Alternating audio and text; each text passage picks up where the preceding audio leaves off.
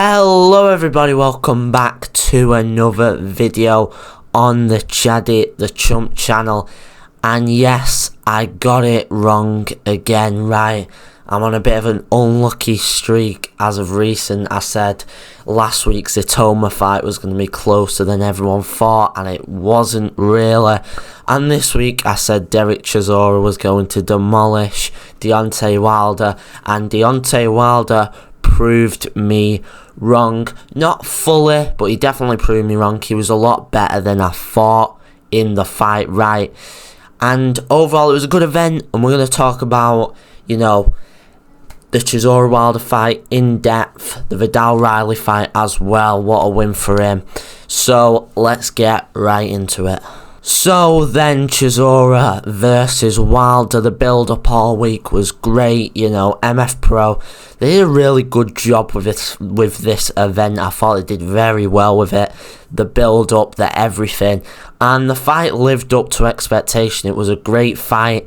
It was a pretty brutal fight to watch. It was kind of what, you would think the fight would be, because it was really two guys who may not have had the best technical boxing ability but have power, and it's a real proper heavyweight fight. So the fight, Deontay Wilder, as I said in the intro, did a lot better than I thought he would do. Looking at Wilder's recent performances, right, against guys like Zhang and Joseph Parker, I just thought, yeah, he's gone, especially the Zhang one. But maybe it was because of injuries, maybe something else. But he looked a lot better in this fight. Maybe it was because Chisora wasn't as good as, maybe he was made out to be. I'm not sure, but he looked a lot better in this fight, Deontay Wilder. Sort of looking for that right hand a lot more than the Zhang fight. And Chisora looked like what Chisora usually does look like, coming forward, keeping that chin tucked in and trying to land the big shots. And big shots were landing on both guys during this fight. Deontay Wilder scored 2 knockdowns. Now, this is probably, at least for me, the most controversial part of this fight, because the 2 knockdowns were debatable whether they were actually knockdowns, right? First of all, the first one, yeah, I would probably say it was a knockdown, because he landed a few. Chisora, I think it was through the ropes. Both of them were through the ropes. A lot of times the ropes were, people were going through them a lot in this fight. The second one, though, I feel like Chisora sort of got pushed down, and he goes sort of through the ropes, and it counts as a knockdown. I didn't think that was a knockdown. So, a bit unfair on Chisora to lose a point there in this fight. And, maybe the refereeing, it's a hard fight to referee. It was a hard fight. I think at the start, in like an early round 1 or 2, both guys were right on the ropes, both, sort of hitting each other at the back of the head. And one of Chisora's coaches actually went in the ring, and a lot of people say that that's actually should be a disqualification, but obviously sold out 0-2, you shouldn't end it that early. The ref made the right decision, but it was a pretty chaotic fight, right? It was pretty chaotic, but in the end, it's a Deontay Wilder win by split decision. Now, I'd say it was very close. It's a hard fight to score. Maybe Chisora, again, the knockdowns, maybe they weren't knockdowns. I feel like Chisora also landed a shot, and Deontay Wilder went down, and that didn't count as a knockdown either. But I guess possibly the right decision. We're not going to say robbery either way. I probably would have gave it to Chisora, but Wilder gets the victory, and fair enough, in a pretty good fight, in a very good fight, right? It was what it was meant to be. It's the reason it sold out the 0-2, 2 heavy hitters. But now, let's talk about what's next for both fighters. We'll talk about Deontay Wilder first. And I think it's not going to be a retirement for Wilder. I think he is going to have possibly one more fight, maybe even two. I mean, he's 40 years old, so quite old for this game. However, you know, based off that performance, I think he'll get a big fight. Personally, I think the Anthony Joshua fight, if Anthony Joshua is going to, you know, take a warm-up before Tyson Fury. Now, don't get me wrong, it's one hell of a warm-up fight. I do think AJ beats Wilder, but it's a good fight to make. It's a good fight to make. It'll sell out Tottenham. It could probably sell out Wembley Stadium, to be honest. It's a fight that, you know, the British public have been asking for a while. So that's the fight I'd make if AJ wants to take a warm-up. If not, you know, who knows, maybe. Nah, I don't want him to fight Usyk. Usyk's already taken this, you know, light fight in May against Verhoeven. So then I think Usyk, if he's going to fight again, should go into bigger fights. He got asked about Itoma. Again, a fight that could happen, right? Wilder v Itoma. But is Wilder really going to want to go in there against Itoma and probably get bashed up and definitely lose? Not sure, because I think Itoma does demolish Wilder, even though my predictions about that have been pretty wrong as of recent. But Wilder, maybe AJ next, maybe even Fury, who knows? Nah, not Fury, because they've already had the trilogy. But who knows, right? The options are there for Deontay Wilder. In terms of Derek Chisora, I do think it is the end for Del Boy.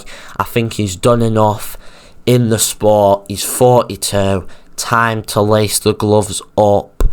And it's been a great career, a very good career. But this was, if he won it, I would accept, yeah, okay, maybe one more fight. It's the 50th, sold out O2. You know, the crowd chanting his name. It was an unbelievable night. And I think this is the end for Del Boy, Derek War Chisora.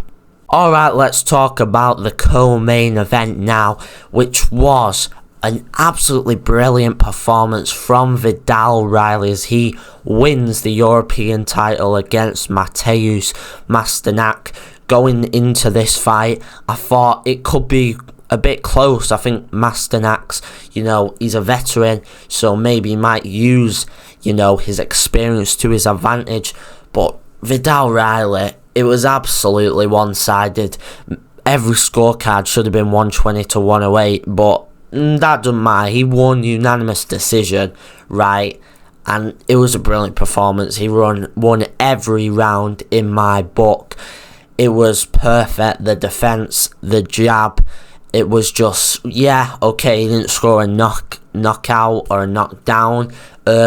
He caught Masternak at times, but he never had him insanely hurt, which maybe some Viddal Riley fans would want to see him, you know, maybe hurt Masternak. But the job is done, right? The European title has been won by Viddal Riley easily, and now we can officially say Viddal Riley is at world level. So who is next for him? Well, I think the Billum Smith IBF world title fight, that'd be great. In the post-fight press conference, there was actually talk of a WBC world title fight against Noel McCallion. So that's a possibility as well, even though he's not really as much up in that rankings. Maybe Noel has got a voluntary defence though, and I'm sure Viddal Riley will go up in those rankings. But the IBF one, it's vacant, it's an option, it's a world title fight. Billum Smith, a winnable fight. I guess we'll have to see, but a great performance from Viddal Riley, and he certainly deserves that world title shot now. Quick rundown of the rest of the undercard. Denzel Bentley getting the job done against Saavedra. A close fight, going into the 7th round, and then Denzel Bentley has a nice flurry of attacks, some good combinations, and he stops Saavedra. He is now the interim world champion, so he might get lifted, right? I know people call it email champion, whatever, but it's a great win. He'll probably get lifted. Maybe not. I'm not quite sure what is going on with that, but it's very great news for him. As well, Amir Anderson gets the knockout in the last round. A nice prospect he is for MF Pro. They'll like having him there, and he'll probably be on more cards in the future. Ashton Silva as well gets the win on the undercard, and a great night for MF Pro. Of course, Queensberry, sort of more of a co-promoter, I'd say, even though they were both, you know, so it was sort of a 50-50, but really, it was mainly MF Pro, but Queensberry had all, like, the presenters out, like Dev Sani and all those guys, but those mainly DAZN guys. So a great show by MF Pro. Can't wait for more. Obviously, they had that show back in March, which was Mick Conlon versus Kevin Walsh, but that was sort of a lower show. So I guess we'll have to see what happens with them and if they announce some new fights. But overall, a great night of boxing. Heavyweight season is on a roll right now, and next week I've got the fight that I'm attending, which is Tyson Fury versus Arslanbek Makhmudov, with Conor Benn versus Regis Prograis as the co-main, and a very solid undercard, British heavyweight fights. So I'm looking forward to that at Tottenham Hotspur Stadium.